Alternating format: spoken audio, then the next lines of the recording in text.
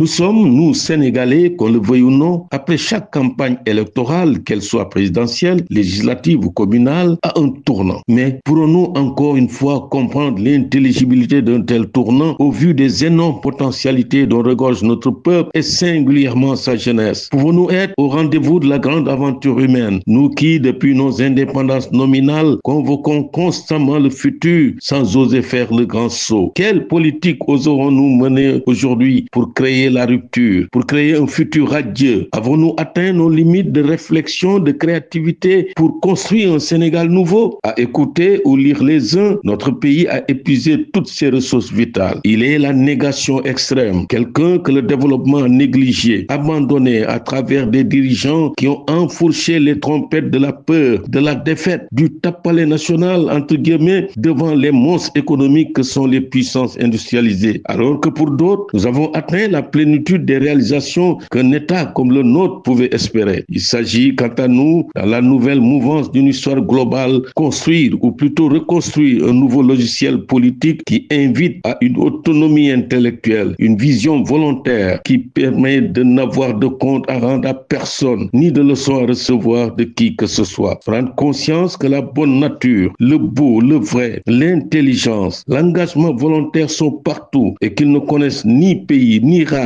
ni classe sociale où les criminels orgueillent est déjà une victoire. Ces valeurs devront être convoquées à toutes nos étapes de notre vie nationale pour nous permettre d'avoir un levain qui nous éclairera d'une lumière singulière sur nos potentialités, car il est illusoire de penser naïvement que nous avons donné le maximum de nos virtualités. Notre horizon de visibilité doit nous conduire à un vrai développement qui fasse appel à une interrelation avec tout le monde, y compris avec les pays dont on pensait à tort qu'ils sont au-dessus de la mêlée, puisque étant des puissances hyper développées. Nous devons porter en bandoulière l'amour de la patrie pour qui nous ne reculerons pour rien au monde. C'est une exigence essentielle et vitale. Cet amour viscéral de la patrie qui a valu du tort à beaucoup de leaders africains hier est une clé qui nous permet de nous entendre, de nous entre-aimer, de nous comprendre. Il est vrai, comme nous le confiait M.